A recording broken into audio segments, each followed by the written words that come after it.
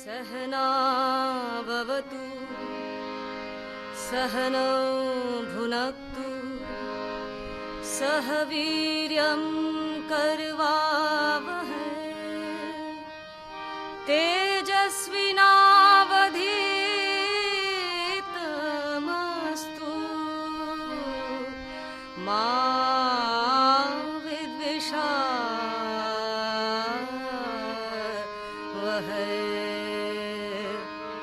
ओम शांति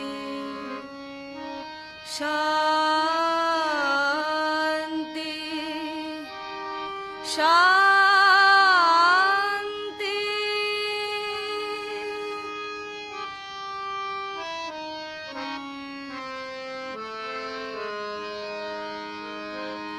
असतो मा सद्गमय असतो मा सद्गमय तमसो मा ज्योतिर्गमय ज्योतिर्गमय ज्योतिर्गमय मृत्योर्मा अमृतम गमय अमृतम गमय अमृतम गमय अमृतम गमय। ओम शांति शांति शांति।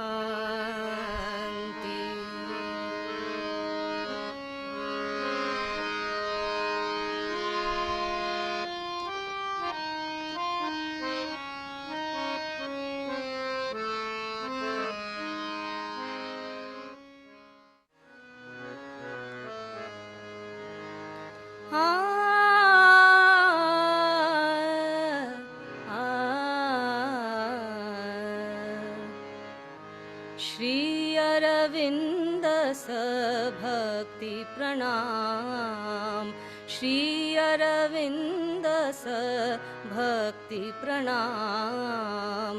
अति मानस के ज्योतित सरसिज दिव्य जगत जीवन के वरद्विज चिदानंद के स्वर्णिम मनसिज चिदानंद के स्वर्णिम मनसिज ज्योति धाम सज्ञान प्रणाम ज्योति धाम सज्ञान प्रणाम। श्री अरविंद सभक्ति प्रणाम श्री अरविंद सभक्ति प्रणाम। दिव्य तुम्हारा परम तपोबल अमृत ज्योति से भर दे भूतल। दिव्य तुम्हारा परम तपोबल अमृत ज्योति से भर दे भूतल। सफल मनोरथ सृष्टि हो सकल सफल मनोरथ सृष्टि हो सकल।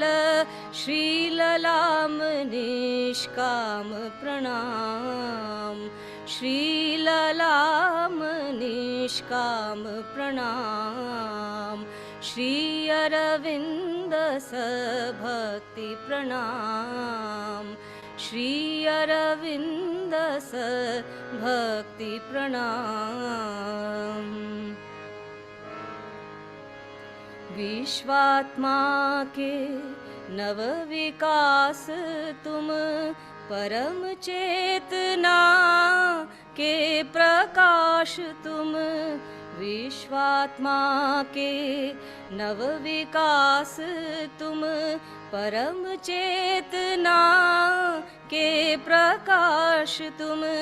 ज्ञान भक्ति के श्री के विलास तुम, ज्ञान भक्ति श्री के विलास तुम, पूर्ण प्रकाम सकर्म प्रणाम, पूर्ण प्रकाम सकर्म प्रणाम, श्री अरविंद भक्ति प्रणाम, श्री अरविंद भक्ति प्रणाम। अति मानस के ज्योतित सरसिज, दिव्य जगत जीवन के वर द्विज, चिदानंद के स्वर्णिम मनसिज, चिदानंद के स्वर्णिम मनसिज, ज्योति धाम सज्ञान प्रणाम, ज्योति धाम सज्ञान प्रणाम, श्री अरविंद भक्ति प्रणाम, श्री अरविंद भक्ति प्रणाम, श्री अरविंद भक्ति प्रणाम।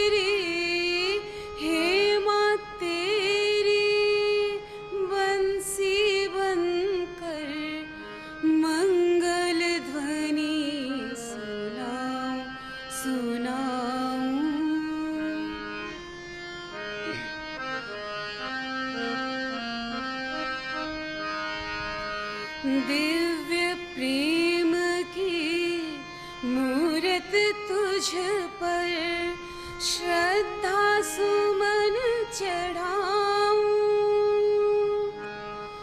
दिव्य प्रेम की मूरत तुझ पर श्रद्धा सुमन चढ़ाऊं,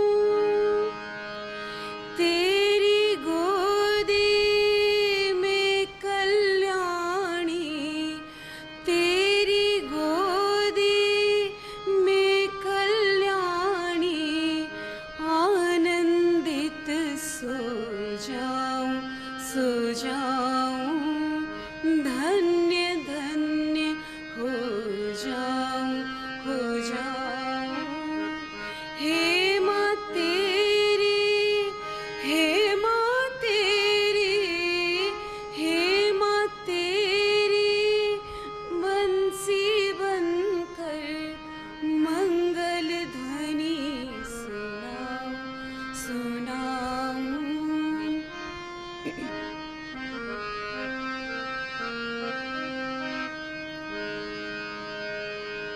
तेरे ज्ञान की ज्योति बनकर चहुं दिशि दीप जलाऊं,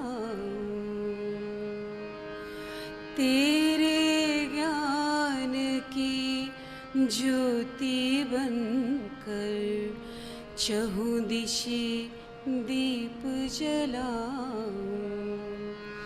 तेरे नाम की महिमा जननी, तेरे नाम की महिमा जननी, गली गली में गाऊं, मैं गाऊं।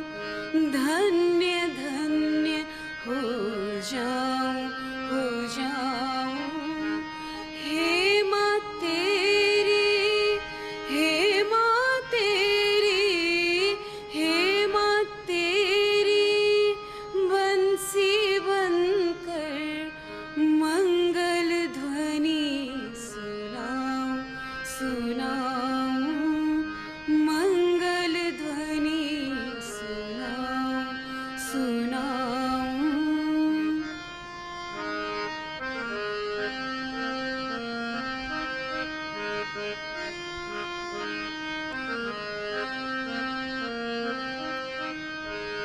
तेरे चरणों में जग जननी, नतमस्तक हो जाऊं।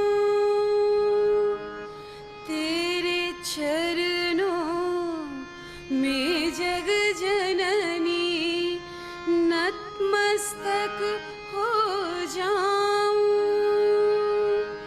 तेरे नाम की महिमा जननी, तेरे नाम की महिमा जननी, गली गली मैं गाऊं, मैं गाऊं। धन्य धन्य हो जाऊं, हो जाऊं। हे माँ तेरी, हे माँ तेरी, हे माँ तेरी, बंसी बनकर मंगल ध्वनि सुनाऊं, सुनाऊं। मंगल ध्वनि सुनाऊं, सुनाऊं। मंगल ध्वनि सुनाऊं, सुनाऊं।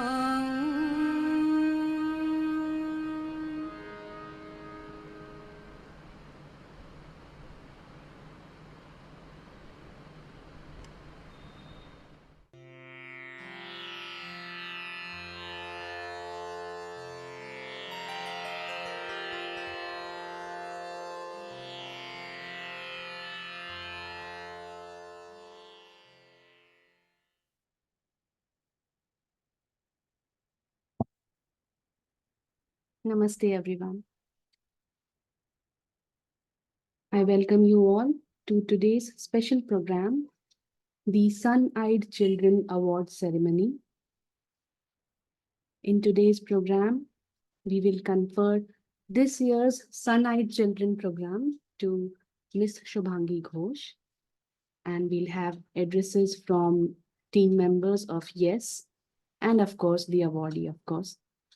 So without any further ado, I request respected Dr. Ramesh Bijlani to address us and tell us a little about the YES project. Sir, please.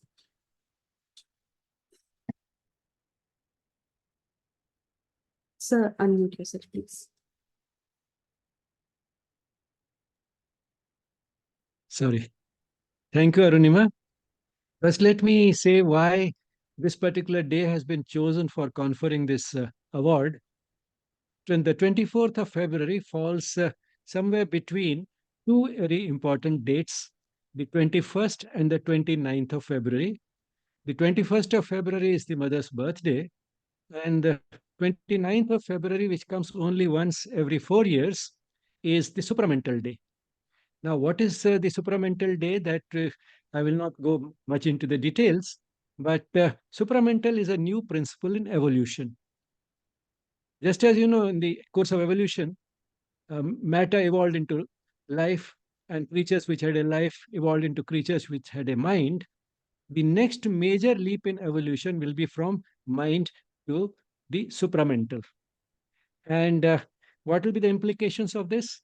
one can make out that the difference between the mental creature that man is and the supramental creature that is yet to evolve will be at least as much, and in fact, Sri Aurobindo and the mother have said will be greater than the difference between animals and man, although both are mental creatures. So you can imagine how much the difference will be. And why has it not happened so far? Because the earth was not ready for it. That principle had not been planted on earth. Earth was not ready for manifesting that higher principle of evolution. And Sri Aurobindo and the mother worked for bringing that principle down on earth. And this event was observed by the mother. She saw that it happened like a flood of light entering this earth on the 29th of February 1956. So that's why this day is celebrated as the supramental day. But then coming to sort of more practical and simpler ways of looking at this whole process, Sri Aurobindo and mother have visualized that we are not only poised for the next leap in evolution, which will happen pretty soon, there will be a progressive rise in the average level of human consciousness, which can be considered the first step before supramental consciousness becomes a common phenomenon.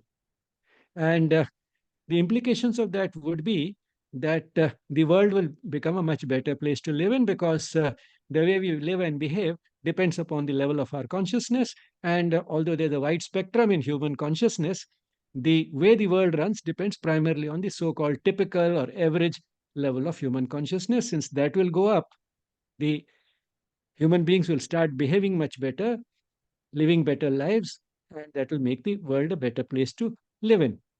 Now, what will be the type of fundamental change that will bring it about? The fundamental change will be that instead of being ego driven, the way the average human being now is, the average human being will become love driven. Now, that's a major change, because ego is a separative principle. I and me come first. I, me, and mine comes first before all the others. On the other hand, love is a uniting principle. It's a principle of oneness. And that is what will give us a better world. Now, what will that better world be like? We can get some glimpse of it from several passages in Savitri, as well as in great detail in the Life Divine, the entire process and what will happen. But I'll just read out just a few lines from the Life Divine to give an idea of what that world will be like. In the Gnostic or divine being, you know, Sri Aurobindo calls the supramental creatures also Gnostic beings or divine beings. In the Gnostic or divine being, in the Gnostic life, they'll be living a Gnostic life, which is a sort of the highest level of spiritual life. In the Gnostic or divine being, in the Gnostic life, there'll be a close and complete consciousness of the self of others. We are conscious of ourselves, but we are not sufficiently conscious of the others. So here there will be a close and complete consciousness of the self of others, a consciousness of their mind, life, physical being, which are felt as if they were one's own. So there will be no sense of division. The person will feel that the other person's body, mind, and life are just the same as my body, mind, and life. So there will be a sense of oneness. And that sense of oneness will inspire love. And that is the basic principle that will change the character of the world. The Gnostic being will act not out of a surface sentiment of love and sympathy or any similar feeling, but out of this close mutual consciousness, this intimate oneness. So it will not be the ordinary sympathy or love that we understand it now, but it will be something which will be fundamentally rooted in this sense of oneness, which sometimes we call empathy, but it will in fact even go much beyond what we ordinarily call empathy, because empathy is a nice word, but to feel that oneness with not just a select few, but everyone in general, universal empathy is something which we can understand at the moment hardly exists. So that will be the type of change that will happen, and it will not affect just a few, it will be on a large scale. So it will affect all our thoughts and feelings and actions, which means our thoughts and feelings will be the same as one would expect from someone with a consciousness that is very close to the divine or has merged with the divine. As the Gita says, man mana bhava. Sri Krishna tells Arjuna, be my minded. So a very large number of people on earth the supramental creatures or Gnostic beings will be having the same type of mind, that is, thoughts and feelings as the divine, and that in turn will make their actions also divine, in the sense that their will and the divine will coincide. There will be no difference. Now, one might say that this is beautiful in theory, but is it actually happening? Now, there are many indicators that it's happening, but I'll just point out two of them because they are the most relevant to today's function. Because after all, who will usher in this new world?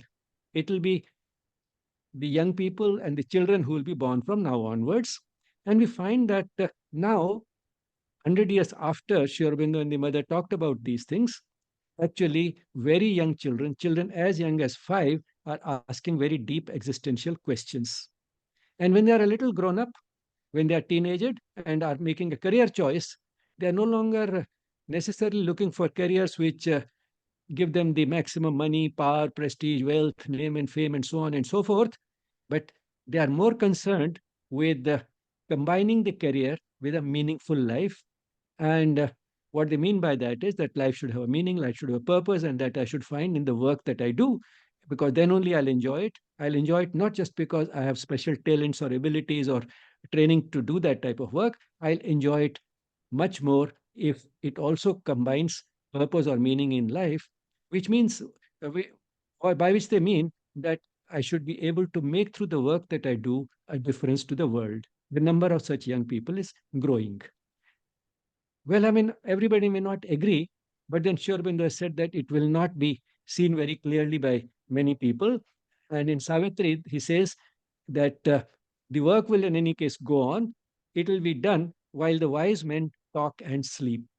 Wise men will keep talking and discussing whether it will happen, will not happen, is it happening, and so on. They'll keep discussing and arguing, and sometimes they'll be even sleeping, which means that they'll be completely unaware of what is going on.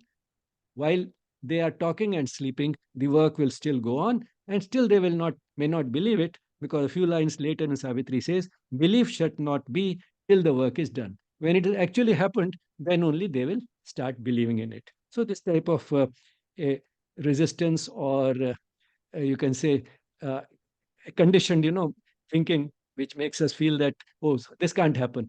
Because, we have been so conditioned to considering that the world is basically a place of love.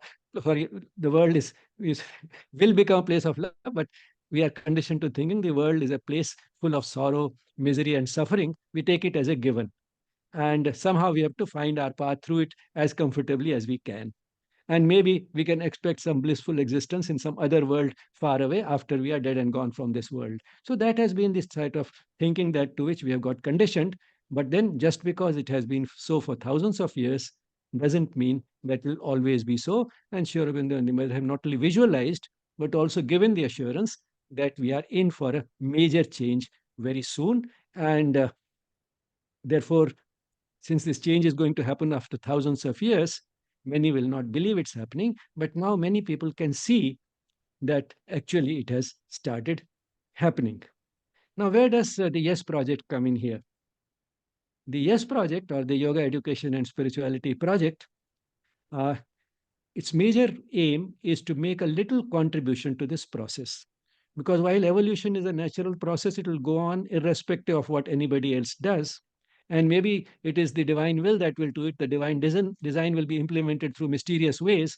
But we as human beings can't help trying to facilitate this process, because Sri Aurobindo and Mother have actually encouraged us to do whatever we can to accelerate this process of evolution. So the YES project is also making its little contribution. It will be only a small drop in a huge ocean, but then every drop counts, and that is what we are trying to do. And therefore, you can understand that one of our major activities would be, in fact, the entire sort of project, including the YouTube channel that we have, in that you'd find a remarkable focus on the youth, on education, on career choice, and things of that sort. So the focus is on children and the youth, but then not just that, we also want to directly encourage those young people, because not everybody will come prepared to usher in that new age, but those who have come in to usher in this new age, to spot them and encourage them and support them if necessary through fellowships and scholarships. And in this series of encouragement and support that we are planning, today is the first event. In that sense, it's a historical event for the YES project, in which we will be conferring the first award called the Sun-Eyed Children Award. And why it is called so, that again will come up during the course of our function today. Uh, so this is the first award of its category. There'll be more awards, fellowships, and scholarships. And so please look out for more such things to come. Before I close, I can't resist congratulating Shubhangi Ghosh on my behalf and on behalf of the entire YES team for being the first recipient of the first award that we are giving away today. Thank you, sir. Thanks a lot.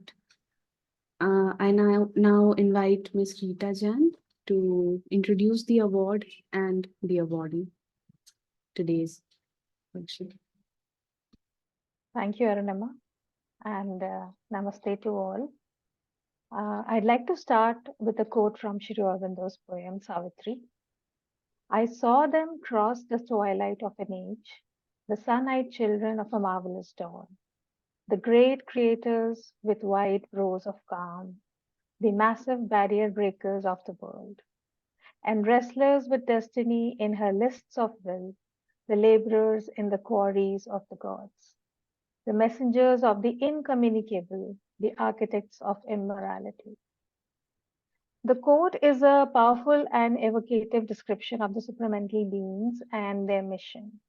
It is a call to action for all of us to join them in their work of creating a new and better world.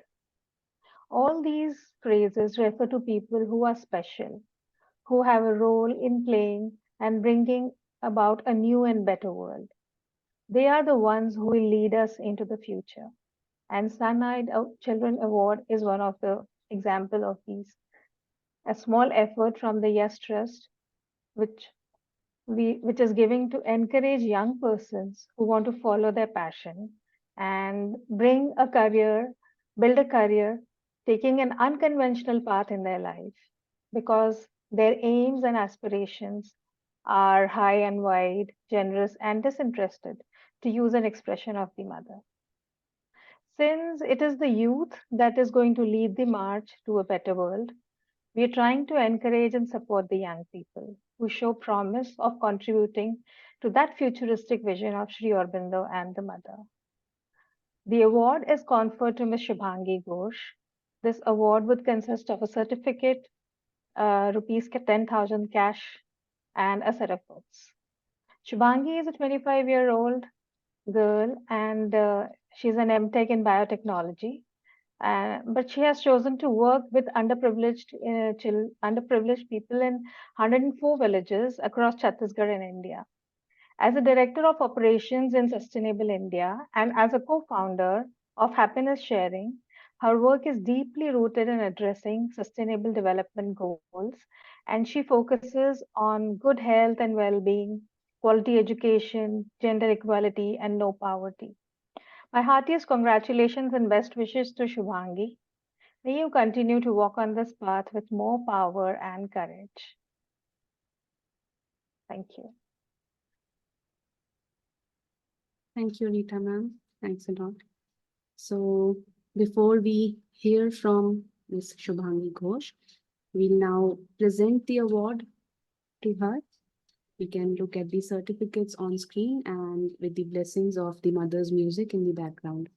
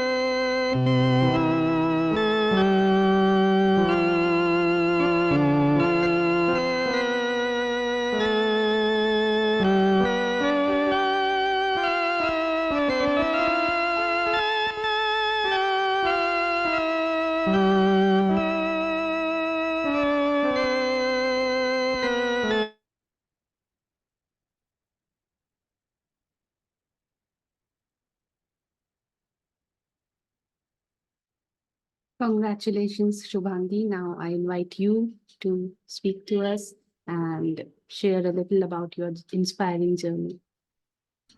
Thank you so much, Arunima Didi. So, my gratitude to my Guru, Mother, and Sri Aurobindo. And I'm really thankful to the Yes team because this award is like a blessing for me to inspire me to contribute and to work in a different dimension and to grow in a different dimension. And I believe that I'm thankful for selecting me for the Sunlight Children Award because you have believed in my journey and the journey which has to be done so far. So I'm really grateful for that. Um, Growing up, I have grown up in a very simple family, and since belonging to a simple family in India, we have different set of um norms or thoughts that usually comes up when we receive education. We always think that this subject will help us to receive this degree, and then this degree will help us to get this job, and this job will be beneficial and for our growth, for our career. But at a very young age, I was introduced to the philosophy of Sri Aurobindo, and I, for the first time when I was 16, I visited Auroville, and that was the time when I could experience the work people are doing and how they had an excellent career, and they left everything to join Auroville and work at Auroville. So I could see that there are so many things to experience and explore in life. And when we often use this or we use this or listen to this phrase that think out of the box, according to me, what I think is there is no set of box or set of rules that we need to think or be into to grow or to evolve. I think when we according to Sri Aurobindo's philosophy, everything is infinite. So when we think that everything is infinite, everything is limitless, I believe that it is an opportunity for, as a human being, for us to think beyond and to grow collectively. So at that time when I was introduced to philosophy of Sri Aurobindo, I got an opportunity to work at an NGO which was Nanhi Dunya. So I used to work with the disabled children over there, and the children who could not have the access to all those rights which we usually had as children. So I could see the gap, and I could see the challenges the rural people have at their places. And with the grace of mother and with this intent to grow collectively, we started up this initiative which is Sustainable India. And Sustainable India is a research initiative working on innovation and technology in the field of sustainability. We are working with 40 plus higher education institutions, 35 plus sustainable startups, and more than 104 different villages. And we have a subscription based monthly magazine covering exclusive case studies and stories and inspiring interviews of people who are the change maker. So all these things, I believe, are a part of our aspiration, because when we aspire uh, to grow and transform consciously, I believe that divine and the universe supports us in our progress, in our goal. And there is nothing as set of rules or regulation for a child or a teacher or an education system that this is a conventional way of studying and this is a non-conventional way. It is a set of societal norms that over the time our mindsets are developed into. But we as a human being, I believe, needs to evolve and grow and aspire for bigger things in life. And with the initiative of sharing happiness, we have served to more than 6,000 rural children till now.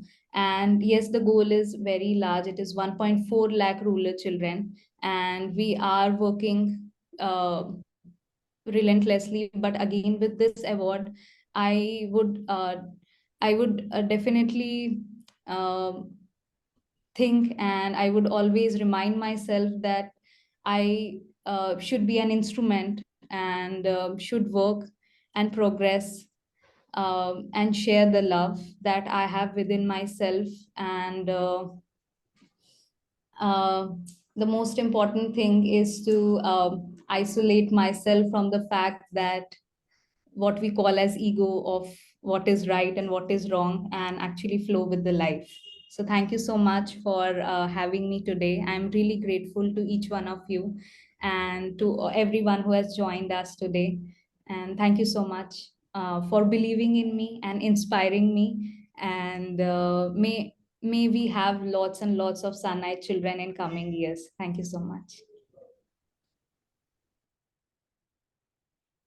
Lovely, Shubhangi. Thanks a lot. And heartiest congratulations once again I have met you once and I found you the most humble and down to earth person with such high achievements.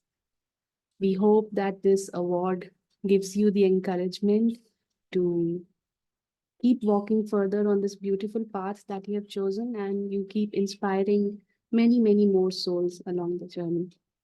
Thanks a lot.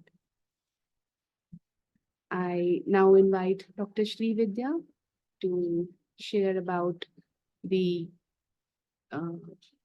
fellowships, scholarships that Yes Trust has offered further. Ma'am.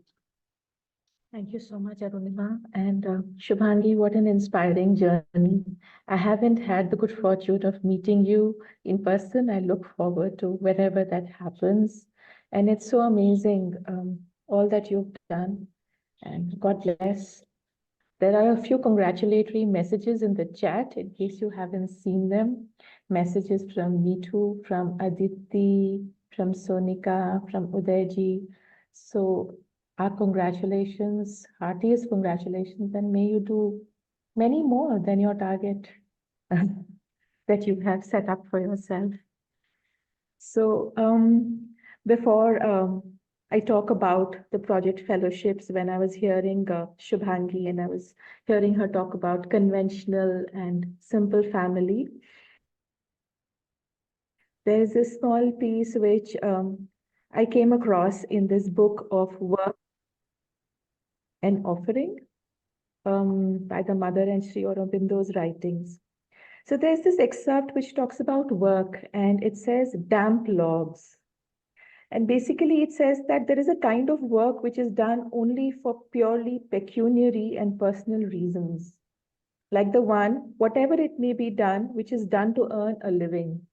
So when we work only for a living and it's only for financial or pecuniary reasons, that attitude is exactly what Sri Aurobindo compares with the damp logs of wood, which are heaped so thick that the flame cannot leap up. It has something dark and heavily dull about it. And sometimes our conventional thought process exactly brings in this dampness, sometimes I feel. And it's so wonderful to see you leap out of that and not be stuck in that heaviness which it brings. And may you inspire many more. And I think it is really with this spirit that Professor Bijlani sir in the Yes Trust has come up with so many initiatives in terms of encouraging many youngsters to do more meaningful work. I just want to share a little bit about the fellowships and scholarships that are being offered. So firstly, there is the Project Consciousness Fellowship. This is for adults who've taken a formal break from studies or career to pursue a higher goal, essentially to give up feeling like the damp wood. And then we face a lot of resistance. It's difficult to do it. So this is for people who are adults 25 to 45 years of old age. And the amount is 10,000 rupees a month. It could range from a duration of 3 months and can be extended all the way till 12 months. And what one really expects is any kind of study, research, social work, anything like you're doing, which is aligned with the objectives of the trust. So this is a fellowship, and the Yes Trust is supporting all youngsters and even middle-aged people who are planning or who are thinking of doing something like this. The other one, which I would like to talk about, is the scholarship, which is the Spiritual Renaissance Scholarship. This is for students. So as young as 14 years, all the way up to 24 years, so students from higher school as well as college. And if they want to indulge or have been indulging their time and passions to uplift the weaker sections of society, so they've gone beyond their regular tuitions and school and hobby classes, but they're spending time to do something to uplift society, which means they're contributing beyond themselves. So this is a fellowship amount of rupees 5,000 a month, and the duration can be anything from 6 to 12 months. And the expectations of the student who gets the scholarship is that they submit a report or a study, or they are working in any specific research or social work. which is again aligned with the objectives of the trust. So these are two more initiatives apart from the ones that we've shared and awarded so far.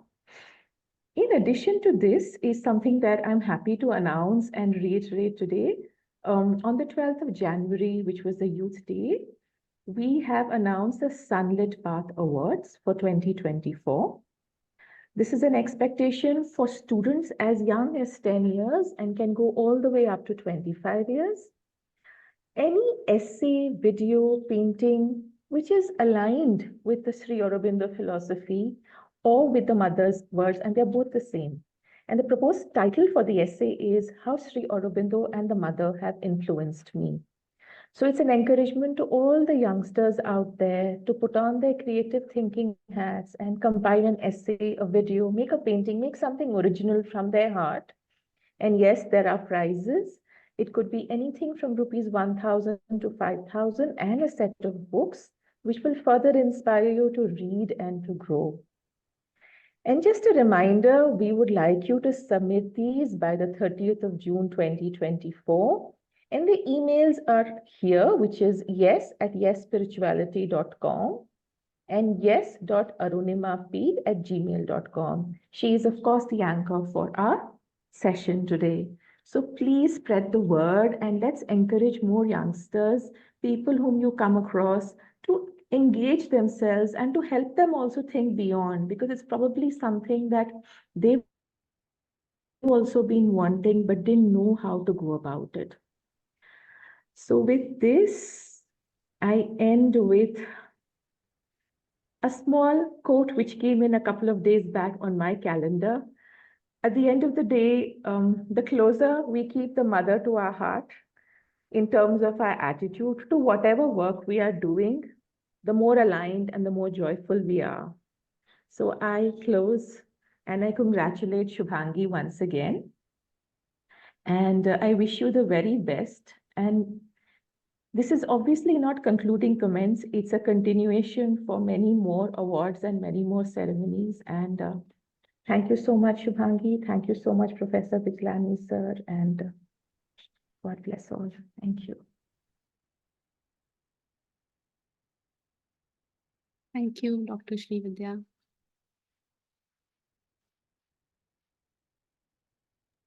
So I invite the audience if they want to share something or congratulate Shubhangi or speak to her. We are open for the audience. You can, of course, put the messages in the chat box or unmute yourself and speak.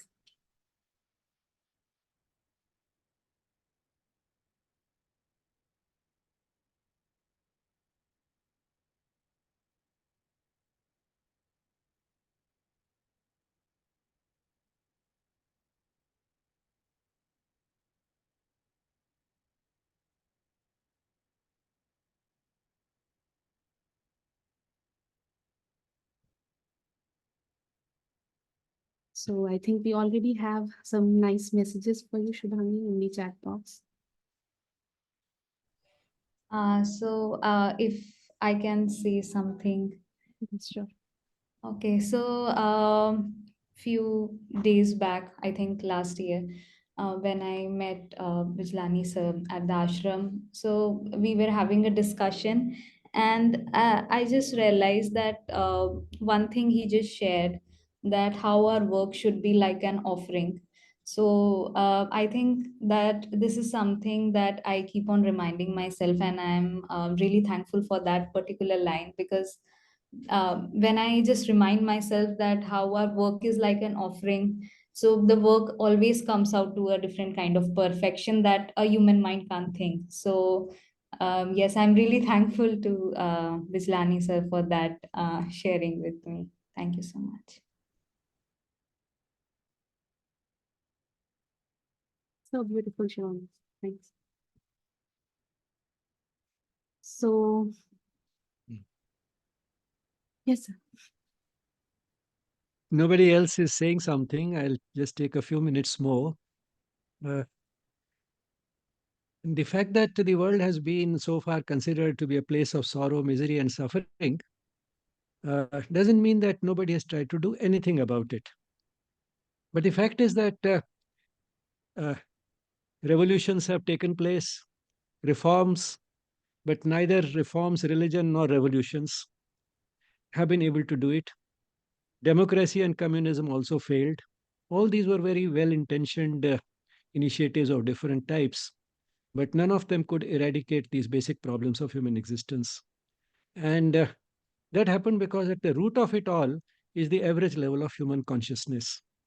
So, in fact, all evils stem from that because at that level, uh, we are primarily concerned with ourselves. Of course, the ego is not all evil, it has been planted there with a purpose. And even on the spiritual path, when we decide that I'll do something different, I will choose a career that makes a difference to the world, it's that I that comes in. I will do this.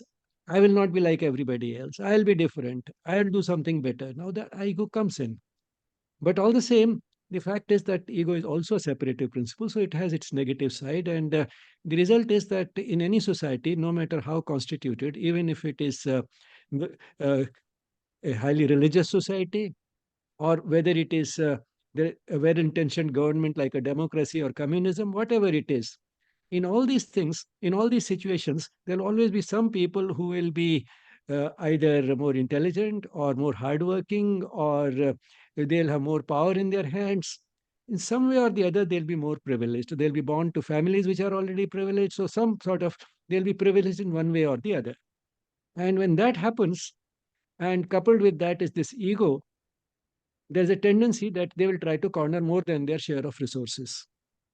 And not only they'll do that, they'll also feel justified in doing it because they'll feel that we deserve it.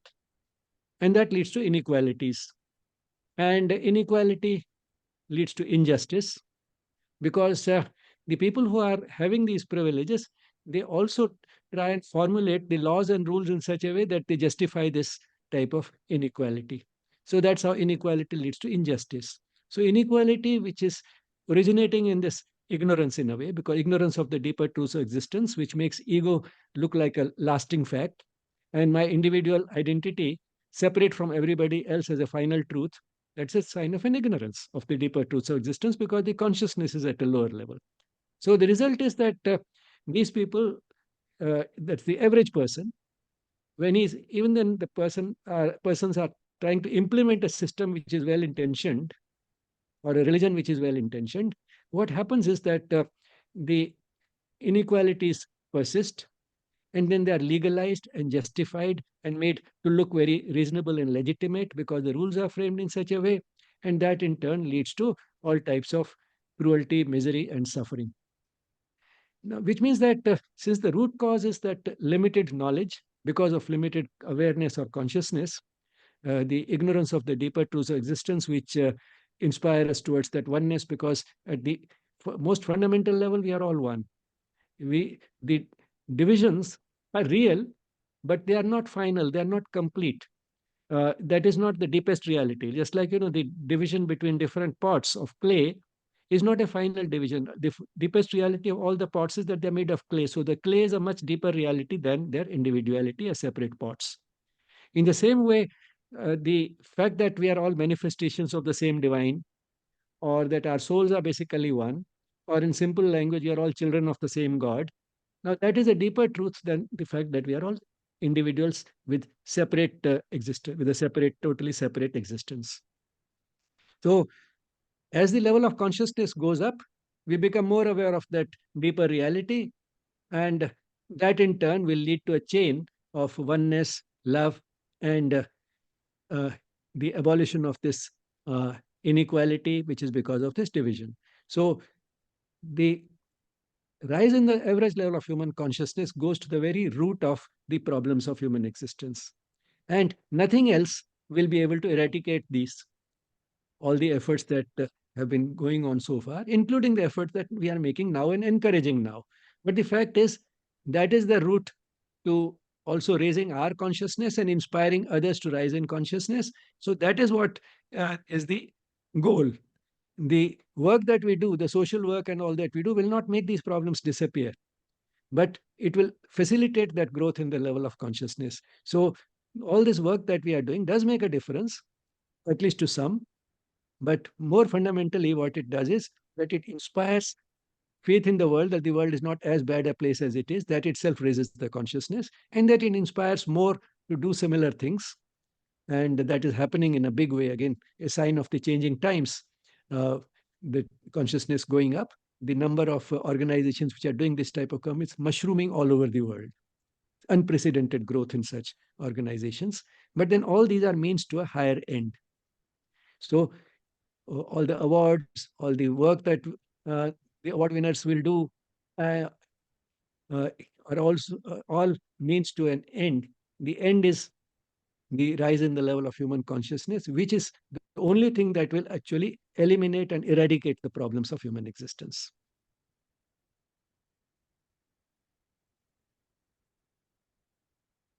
Thank you, sir. Thanks a lot for sharing your deep wisdom with all of us. And before closing today's session, I congratulate Shubhangi once again. Our best wishes to you for your journey ahead. I thank the YES team members for their support in this ceremony today. And of course, the audience, the participants, thanks a lot for your presence today. We can close today's session with a moment of peaceful silence. Namaste.